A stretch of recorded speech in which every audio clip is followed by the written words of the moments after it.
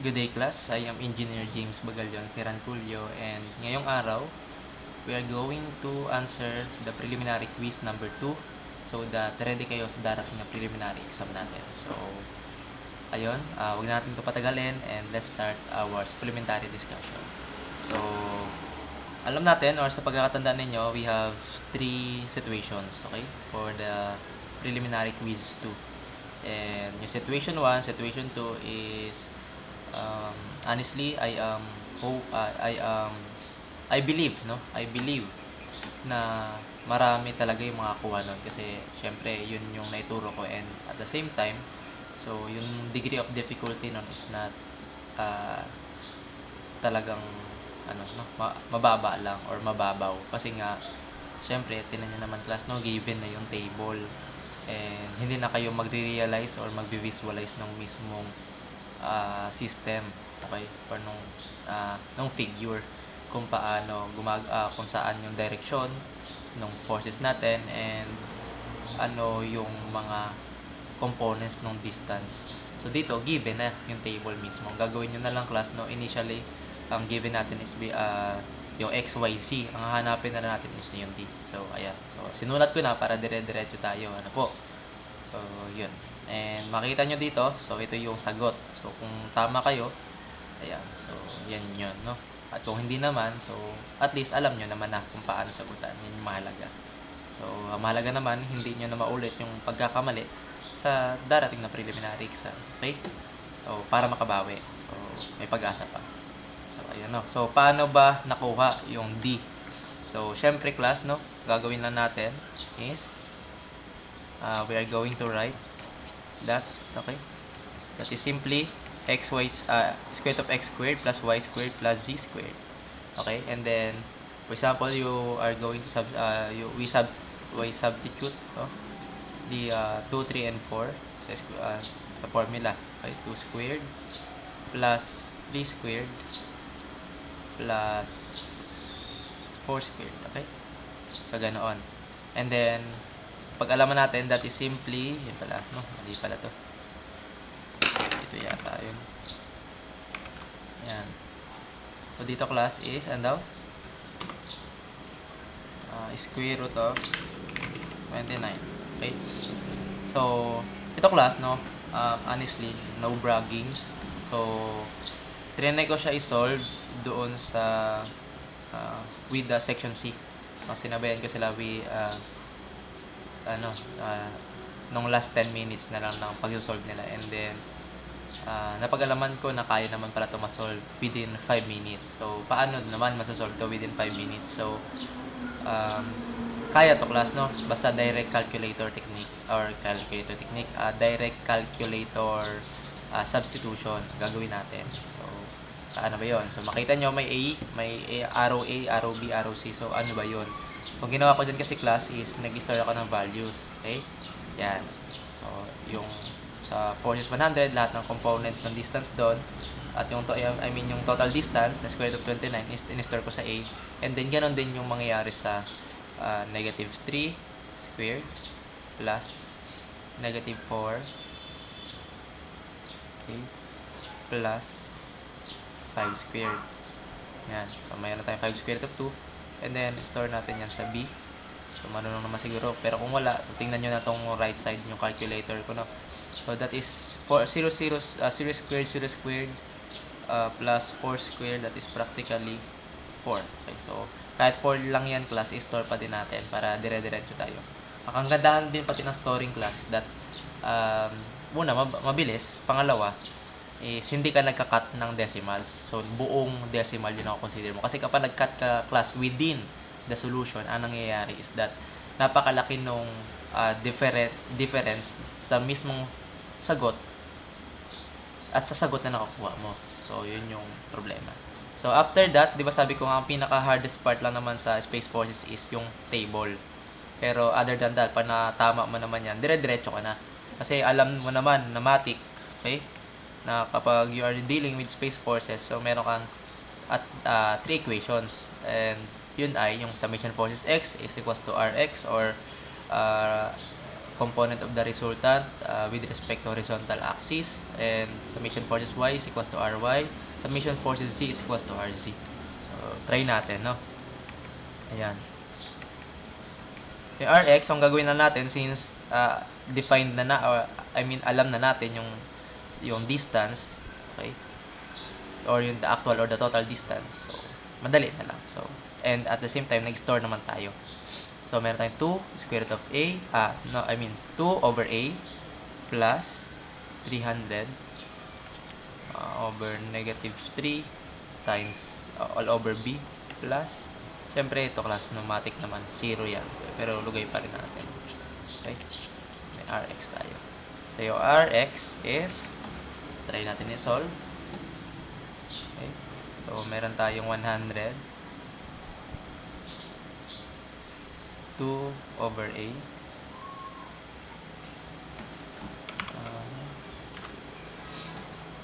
plus, pasensya na class, no? Medyo sinisipon lang talaga ako. 300 negative 3 alpha p plus 0. Okay. So, ayan. So, sagot natin negative 19.1401 5298 kilometer. Okay? So, ganun siya class. Ano po? Ayan. And, ganun din, summation forces y is equals to ry. Okay? That is simply ry. So, meron tayong 100. Titingnan naman natin itong part na to, no? Lahat ng y, tapos divide lang natin sa total distance. So, yun yung class ABC pa din yun. Okay. Pad natin ito ng C. So, meron tayong 3, negative 4, and 0. So, 3 over A plus 300 negative 4 over B plus, syempre, 200, 0 pa din, over C. Is equals to ry. So, yan. So, ang gagawin natin is ganito, no? Ganun ulit, solve natin. Sundan nyo lang, no? So, 100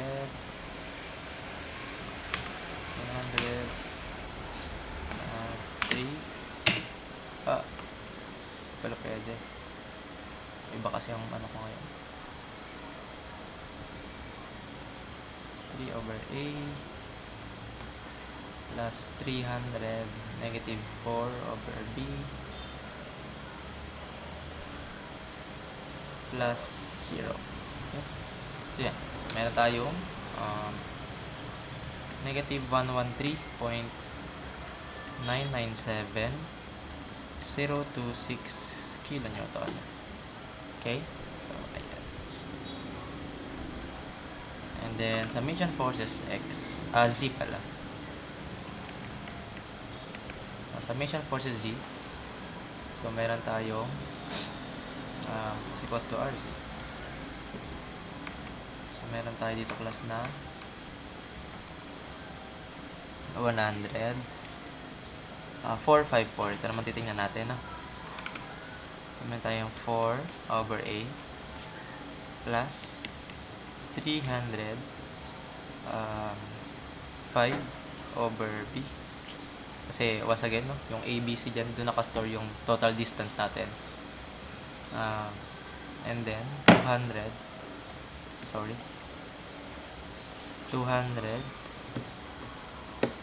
4 over C is equals to RZ. So, yung RZ class is simply equals to, type na naman natin. So, mas maganda siguro baguhin na lang natin yung sa taas dito, no? That is simply 4. Ito naman ay 5. And then, ito ay 4 din. Okay? So, meron tayo, 100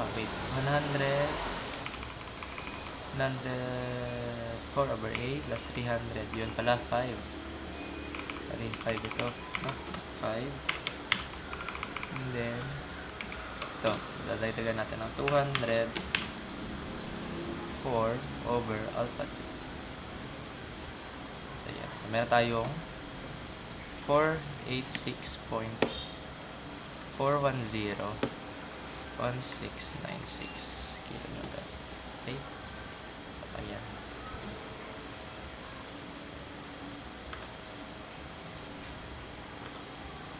And then, since nakuha natin yung Rx, Ry, Rz, so ang gagawin na natin class is, para makuha yung mismong resulta, so summation forces, sorry ha, that is simply Rx, square root of Rx squared plus Ry squared and Rz squared. Okay? So, gagawin natin.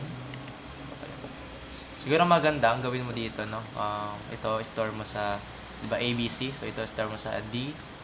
Ito, store mo sa E. At ito, store mo sa F. Okay? So, gagawin yan. Pag in-store mo yun doon, so, yun na lang yung para buo din. Hindi ka nag-round up. Okay? So, D squared plus E squared plus F squared. Okay? R is equals to, syempre yan. So, yun na yung sagot, no? Check nyo. 507.656.7957 kilonewton. So, ako class, naging ugali ko na lang rin, no? Ever since na isulat yung buong values na sagot. So, yun siya. Ano po?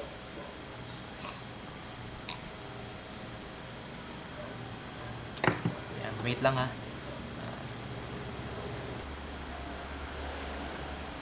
So, yan. So, situation number 2 naman class, no? So, makita ninyo dyan. So, walang pinagkaiba doon sa situation 1. So, yung approach, same lang. So, may magbabago lang. Kasi, makita nyo yung second given force is kilograms. So, kailangan mo siya i-convert into kilonewton. Kasi kilonewton yung iba, no, na unit. So, yun talaga naman. Okay? So, ang gagawin natin dyan, so, ayusin lang muna natin. Okay? So, that is simply 30,000. Yung F2 na lang natin, pangalan natin F2. 30,000 times 9.81 all over 1,000. So, magiging, yan, no? Kilonewton. So, 9.81%. So, that is 294.3 kilonewton. Ang gagawin natin ganito. Okay? After natin makuha yan, so, yun. So, ito, once again, that is simply D is equals to X squared plus Y squared plus Z squared lang rin. So, itong, paano nakuha yung 2 squared of 14, squared of 62, squared of 97. So, para mas mabilis, store na naman natin to sa A, store natin to sa B, and ito, store natin sa C. So, after natin ma-store yan, so wala lang bago. Ulitin lang ulit natin. And that is simply getting the summation of forces X, Y, Z. Okay? And equate mo sa respective components na resultants nila. So, try natin, no? Summation forces X is equals to Rx. And that is simply 200 times 4. So, ito titignan mo, no? Pababa. 4, 3, and 0. So, 4 over A plus 294.3 times 3 over B plus 400 0 over C is equals to Rx. So, ang Rx na yan class is simply solve natin dito. Yan nga lang, no? Ulitin ko pala to. 2 square root of 14. Store ko muna dito. Square root of 62. And then, square root of 97. Okay. So, ayan. So, turn natin ma-store. To 204 over alpha A plus 94.3 ito 3 over B and plus 0. Okay. So, ayan. Ang sagot natin is 219 219.03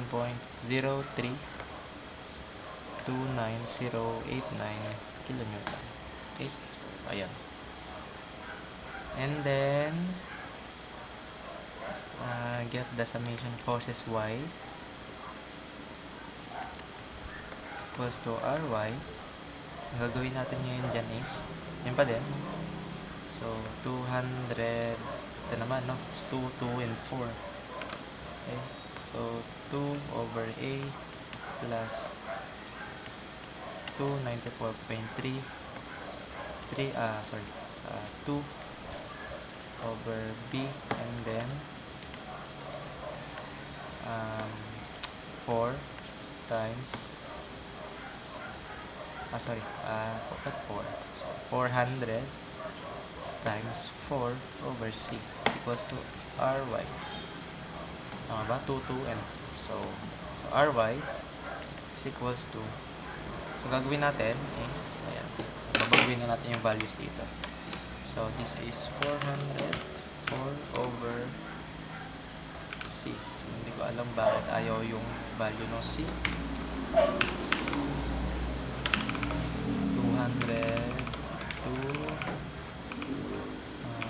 2 and ayan. So meron tayong 290.6599096 kilonewton. Okay? And then, ayan. So, next is summation forces Z is equals to RZ. So, ganun pa din. So, mas maganda i-copy-paste ko na lang to. Tapos, babaguhin ko na lang yung sa loob. Okay? Ayan. So, mabilis. So, this will become, ito naman, 679.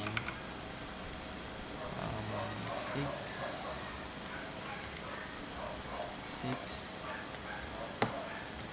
7 9 is equals to RZ. So, RZ will become, babaguhin na natin yung dito. So that this will become 6, this will become 7, and this will become 9. So meron tayong 787.514.3262 kilonewton. Ba't parang kilowatts yan? Ito kilonewton. Okay? So, ayun. And then, after nun, so pwede na tayo mag-solve ng talagang resultant, the actual resultant. And that is simply Rx squared plus Ry squared plus Rg squared. Okay? And then, yung R natin class is, so meron tayong, pero buuin ko na lang. Kasi may mali to. Okay. So, gagawin ko, ito copy paste ko. Yan. Okay. Plus, ito.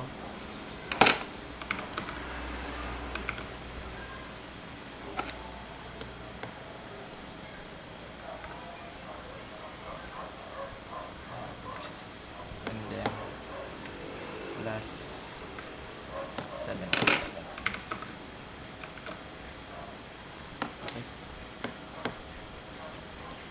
So, yung R natin will become, and so, solve nyo na lang class, no? So, ang sagot naman yan, 867.546.7781 kilonewton. Okay? So, ayan siya. So, ayan yung sagot. No? So, sabi ko nga, kapag hindi ko naman ito ni-lecture, kayang-kaya talaga ito class within 5 minutes. Kahit yung kasama yung situation 3. So, yun naman yung sagutan natin ngayon. Okay, class. So, with the final situation, situation number 3. So, basahin natin. Two forces are applied to the construction bracket as shown. Number 1, determine the angle theta which makes the resultant of the two forces vertical, and then determine the magnitude of that resultant. Okay? So, kung titingnan natin to class, so alam naman natin kapag nakakita tayo ng 3D, medyo parang talaga tayo, kinakabahan. Pero ang pinaka plot twist talaga ng problem na to is that hindi to yung typical ng 3D problem mo, okay?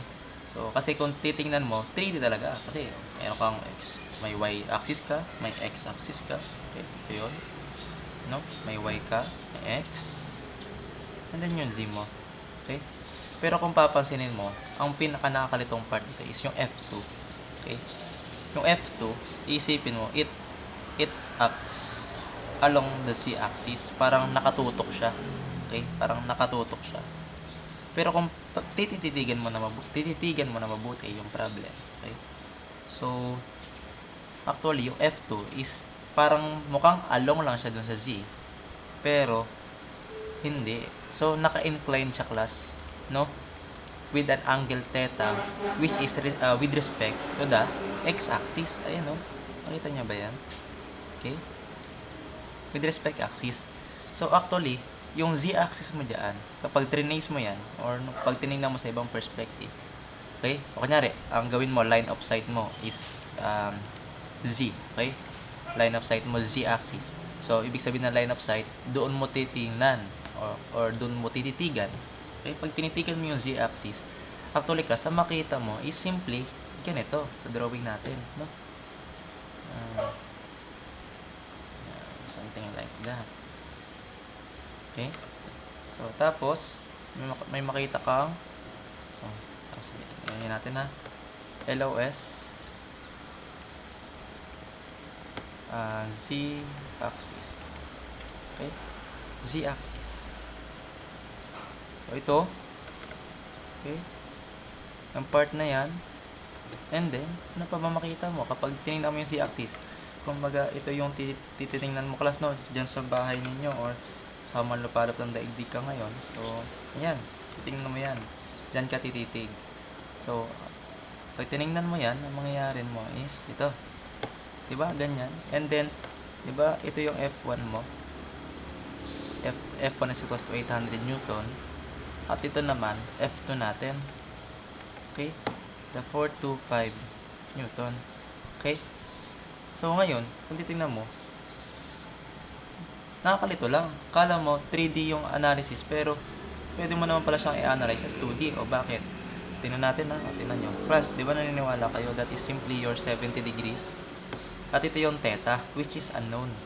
Tama? Okay? So, yung sa problem lang na to, basically, ang ginawa niya lang, tiningnan niya sa ibang perspective. Okay? Which is, nag-include siya ng z-axis, pero actually, walang force na naglalay sa z-axis or walang component ng force na tumatakbo sa z-axis.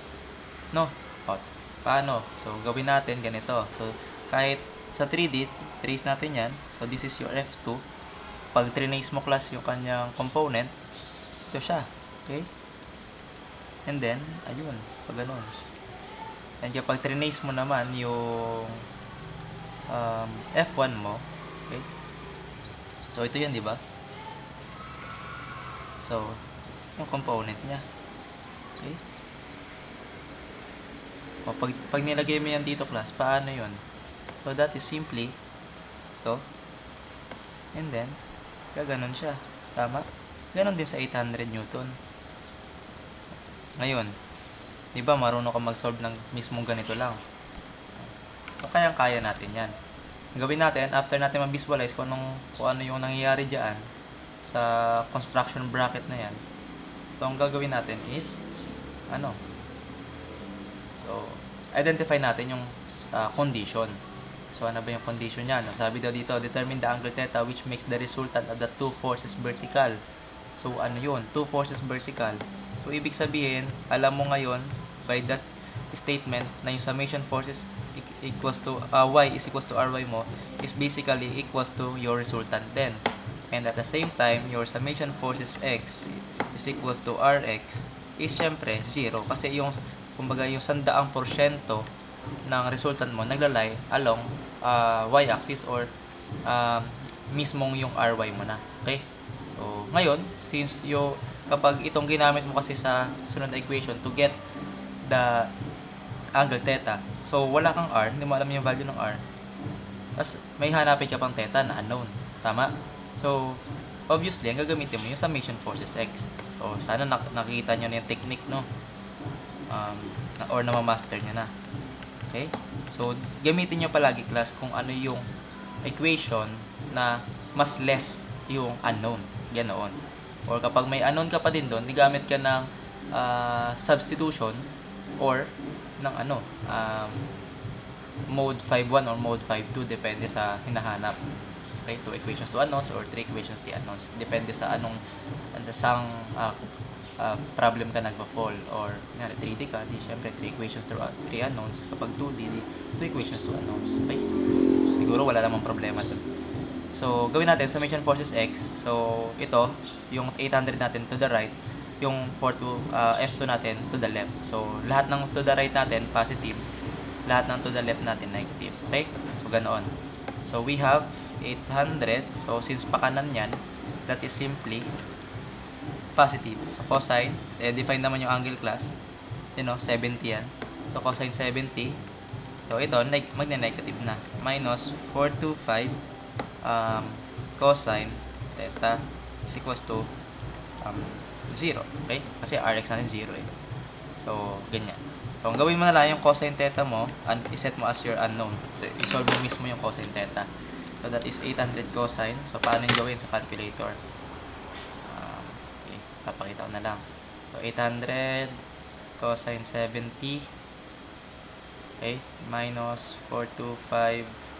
Yan. So, di ba dapat ang tinatype mo ganito, cosine alpha x. O, wag nang ganyan. So, ang gagawin nyo, yung mismong cosine x yung isosolve nyo. And then, mag-i-inverse na lang tayo mamaya. Okay? So, solve natin yung x. At yung x nyan, class, is yun. Equal yan sa yung cosine theta. So, 0.64380. 64380. 26 227. Okay? And then, store mo to sa A. Okay? Store natin sa A. So, shift store A.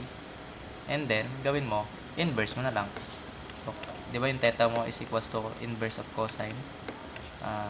Cosine A. So ilan yan? So, that is simply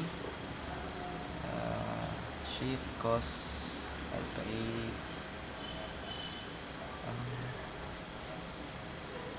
So, meron tayong sagot na 49.92 is. Okay? So, ayan. So, ang gawin natin, since meron tayong angle na, so, kaya natin masagutan yung number 2. Determine the magnitude of the resultant. So, since nagamit na natin yung summation forces is x equals to rx, so, gamitin natin yung summation forces y is equals to ry and equals to our resultant na rin. Okay? So, summation forces y is equals to ry is equals to r. So, lahat class ng vertical component ng F1 and F2 mo is downward. So, lahat yan negative.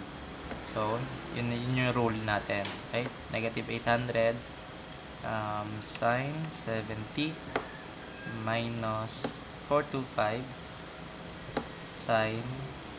Yan. So, yun. 49.92 na. So, is equals to ry is equals to r. And then, syempre, yung ry mo is equals to r na rin. So, r na yung makukuha mo mismo. So, that will become, so to, store na lang natin sa b. Siguro para buo. So, that is negative 800 sine 70 minus 425 sine 49.92. Hindi, sorry. In-store ka pala natin yan. Alpha b. Okay. So, sagot is negative 1076 .960526. Kailan nyo ito? 960526. So, yan na yung sagot. Okay? So, I hope naging klaro sa inyo, class. Okay? So, maganda rin yan. Siguro ay isend ko na lang rin ito. Send ko ba? siguro wag na, hindi ko to i-send para mag-effort ang bawat isa na panoorin yung video. Okay? So, siguro upload ko na lang to since hindi pa ako nakagawa ng YouTube account. So, upload ko na lang to sa Google Drive. So, I hope may natutunan and then mag-review kayo para sa darating na prelim exam. So, I hope you learn something and then I hope na maging maayos yung resulta ng preliminary exam niyo. So, yun lang. And then, once again, I am Engineer James Bagalyan Teranculio, your instructor in CE2 for Statics of Rigid Bodies. Thank you. Bye-bye.